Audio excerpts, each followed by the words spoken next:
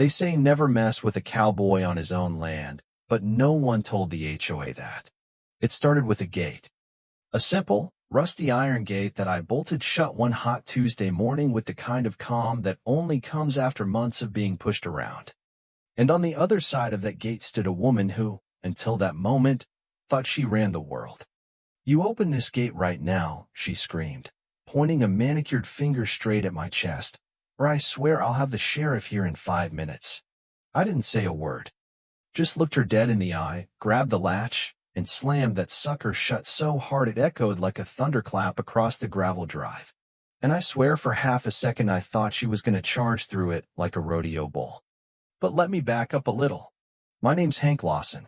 I'm 42 years old, been levying out in the hills of New Mexico most my life. I'm not what you'd call a dramatic guy. I run cattle, fix fences, wake up with the sun, and sleep like a rock most nights. I've never been one to poke the bear. But 3 months ago, I inherited a whole new kind of trouble. See, my uncle Red passed, God rest him, and left me his land. I figured it was just some pasture land out near the old creek, maybe a busted barn or two. Turns out, Uncle Red was a quiet genius. Over the years, he bought up a bunch of properties in a fancy planned neighborhood right next to our family ranch.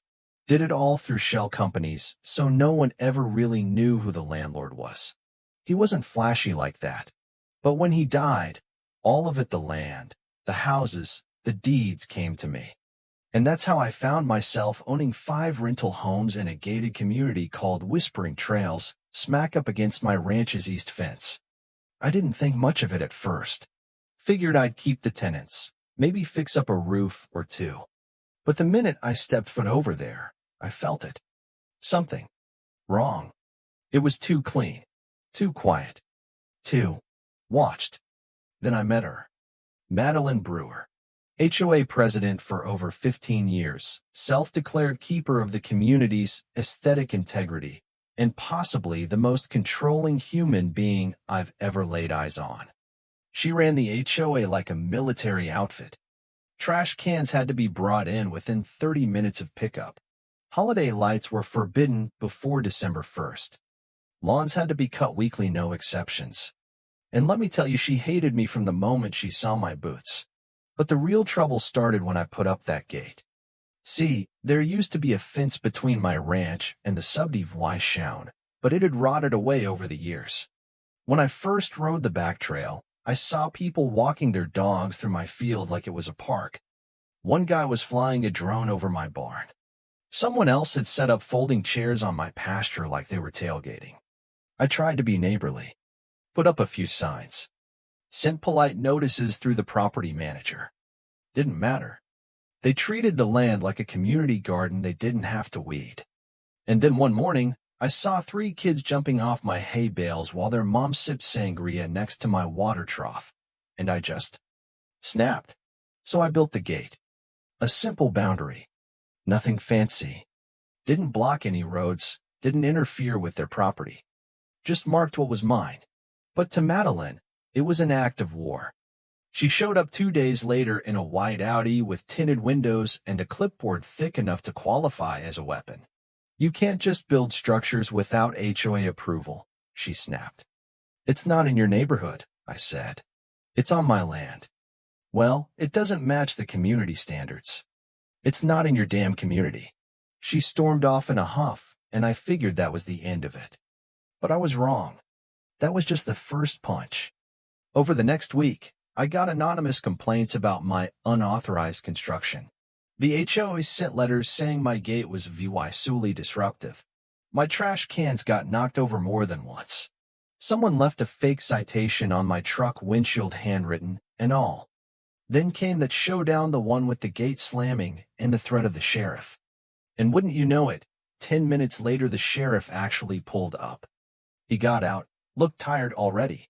Madeline marched up to him like she was about to claim a Nobel Prize. "Sheriff, this man is trespassing on HOA property and has erected an illegal barrier." The sheriff raised an eyebrow, looked past her, and locked eyes with me. "Hank," he asked. "Morning, Dale," I said. "Mind if I take a look at the deed again?" "Got it right here." I handed him the paperwork. He read it over, nodded, and turned back to Madeline.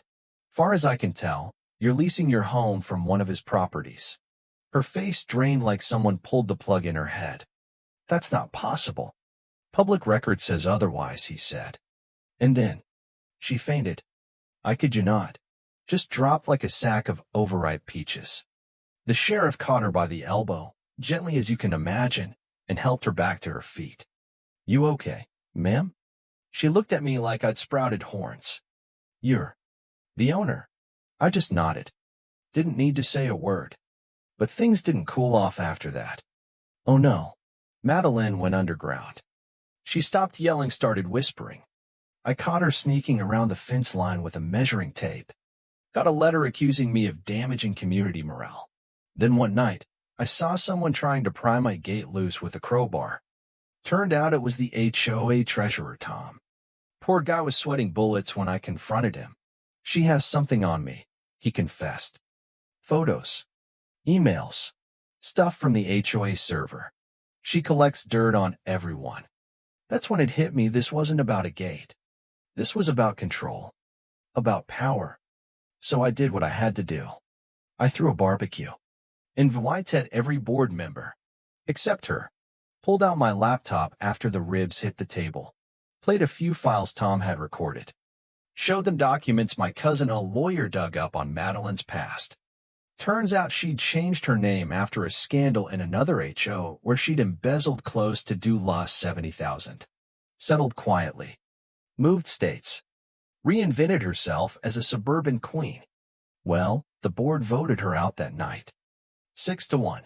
She stormed out, tablet clutched in her fist, said she'd burn the whole damn place down before letting a cowboy win.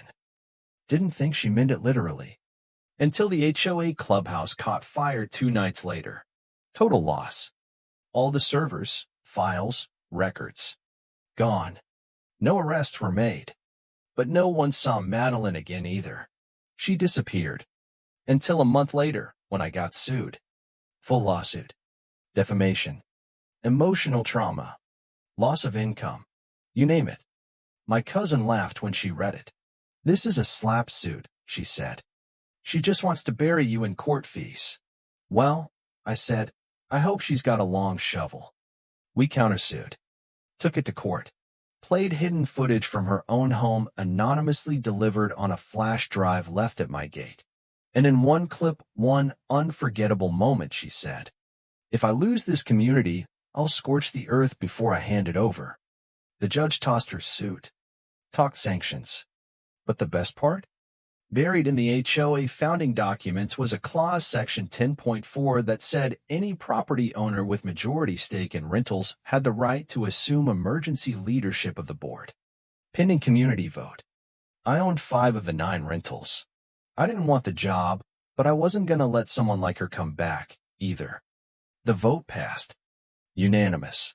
And on a Saturday morning, under the shade of a cottonwood tree near the rebuilt clubhouse, I gave a speech I never thought I'd give. I didn't come here to lead, I said. I came here to protect my land. But now I reckon we can protect each other too. And just like that, Whispering Trails became Lawson Rich. No more fake fines. No more secret cameras. Just neighbors. Madeline did resurface under a new name, in a new town. Sent me one last letter. You may own the land, but hearts change. Don't get too comfortable. I folded that letter up, tucked it in the same drawer as the original deed, and smiled. Because if she ever shows up again, I'll be ready. If this story hit a nerve, tell me what you think. Was Hank right to fight back? Do HOAs go too far? Or did Madeline have a point? Drop your thoughts in the comments. Hit that like button if you've ever dealt with a power-hungry neighbor. And don't forget to subscribe for more stories that might just feel a little too real.